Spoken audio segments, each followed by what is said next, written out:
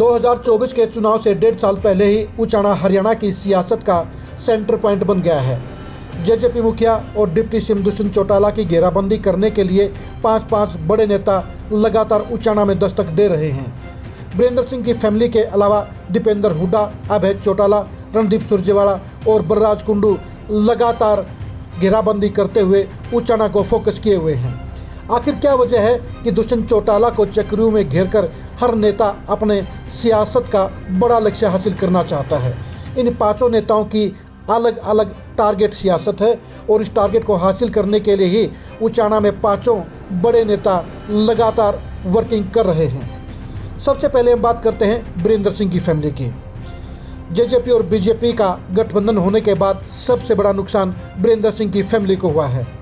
2014 में बीजेपी में शामिल होने के बाद 2019 तक वीरेंद्र सिंह की फैमिली का उचाना में दबदबा रहा। वीरेंद्र सिंह की पत्नी प्रेमलता वहाँ से विधायक रही और सरकार में पूरा दखल रहा, लेकिन 2019 में सरकार बनवाने के लिए, टिकाने के लिए जब बीजेपी ने जेजेपी से गठबंधन किया तो वीरेंद्र सिंह की फैमिली बैकफुट पर आ गई, क्योंकि सरकार में डिप्टी सीएम बनने के बाद दुष्यंत चौटाला का उचाना और जींद जिला दोनों में ही दबदबा कायम हो गया। डिप्टी सीएम होने के चलते और सिटिंग एमएलए होने के चलते वीरेंद्र सिंह फैमिली की 50 साल की पॉलिटिक्स दुष्यंत चौटाला के साए में दब गई। यह वीरेंद्र सिंह की फैमिली को बर्दाश्त नहीं हो रहा है कि दुष्यंत चौटाला उनके इलाके में आकर, उनके हलके में आकर अपनी चौधर को कायम करे। इसलिए वीरेंद्र सिंह फैमिली ने बीजेपी हाईकमान को इंडिकेशन दे दिया है कि अगर जेजेपी के साथ गठबंधन नहीं तोड़ा गया तो वो 2024 से पहले ही अपना अलग रास्ता इख्तियार कर लेंगे। वीरेंद्र सिंह 2 अक्टूबर को मेरी आवाज़ सुनो प्रोग्राम का आयोजन जींद में करने जा रहे हैं और ऐसे में अगर बीजेपी ने जेजेपी को लेकर कोई फैसला नहीं किया तो वो 2 अक्टूबर को बीजेपी छोड़ने का ऐलान भी कर चुके हैं। वीरेंद्र सिंह को रोकने के लिए हरियाणा के बीजेपी प्रभारी विप्लव देव यह घोषणा भी कर चुके हैं कि 2024 में उनकी दीदी यानी प्रेमलता उचाना से विधायक बनेंगी। लेकिन वीरेंद्र सिंह जानते हैं कि अगर किसी कारण से बीजेपी को फिर बहुमत नहीं मिला और दुष्यंत चौटाला का सहयोग लेना पड़ा तो 2024 के बाद भी उचाना में चौधर उनकी बजाय दुष्यंत चौटाला की ही होगी। इसलिए वीरेंद्र सिंह ने साफ तौर पर इंडिकेशन कर दिया है कि अगर जेजेपी के साथ गठबंधन नहीं तोड़ा गया तो हालात अच्छे नहीं होंगे। यही कारण है कि वीरेंद्र सिंह फैमिली लगातार बीजेपी पर जेजेपी के साथ गठबंधन तोड़ने का प्रेशर बना रही है।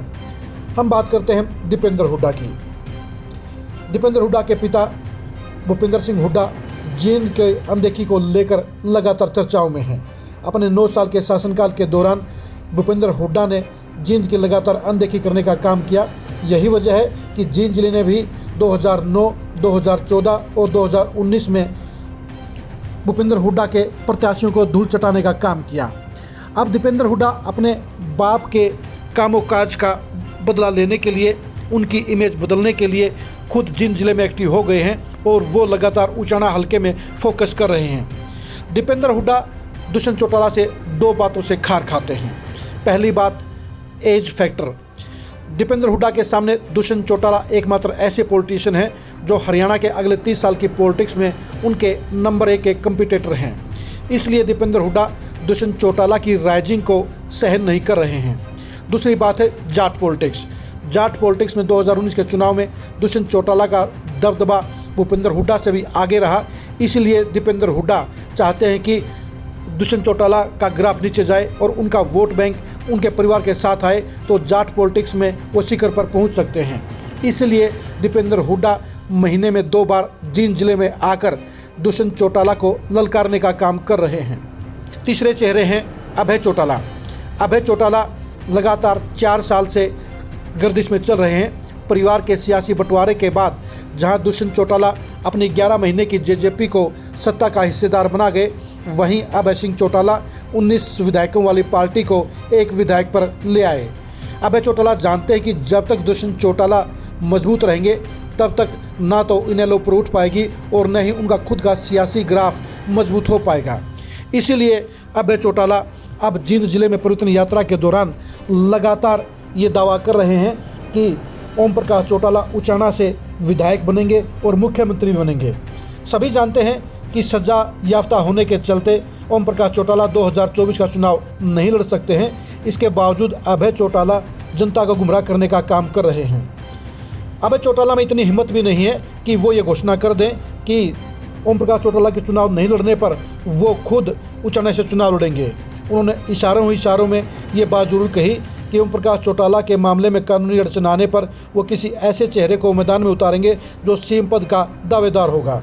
यानी अभय सिंह चौटाला में इतनी दिलेरी नहीं है कि वे ये ऐलान कर पाते कि ओम प्रकाश चौटाला के चुनाव नहीं लड़ने पर वो खुद उचाना से चुनावी दंगल में उतरेंगे।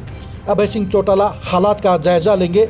अगर 2024 के चुनाव में उन्हें उचाना में अपने अनुकूल माहौल नजर आया तो वो जरूर चुनाव लड़ेंगे, लेकिन अगर उन्हें अपनी दाल गलती नज़र नहीं आई तो यहाँ से वो किनारा भी कर लेंगे।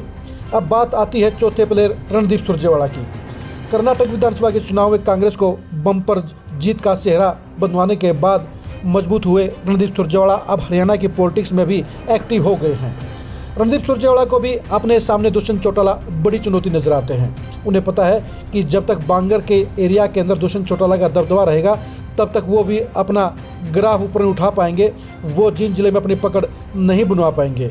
इसलिए वो जींद जिले में आकर लगातार दुष्यंत चौटाला पर हमला कर रहे हैं, उनके ऊपर आरोपों की बौछार कर रहे हैं।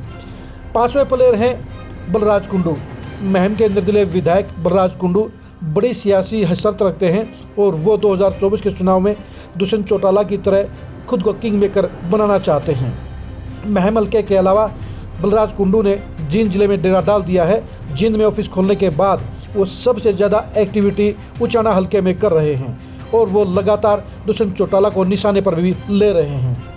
बलराज कुंडू को लगता है कि जिस तरह से दुष्यंत चौटाला कुछ ही महीनों की पार्टी को मजबूती से खड़ा करके सत्ता के हिस्सेदार बन गए और डिप्टी सीएम बन गए, उसी तरह 2024 के चुनाव में वो भी पैसे के बलबूते पर अपने मंच के जरिए 5-7 विधायकों को जितवाकर सत्ता में बड़ा मुकाम हासिल कर सकते हैं, दुष्यंत चौटाला की तरह डिप्टी सीएम बन सकते हैं। इसलिए वो भी उचाना हल्के में आकर लगातार दुष्यंत चौटाला की घेराबंदी करने में जुटे हुए हैं।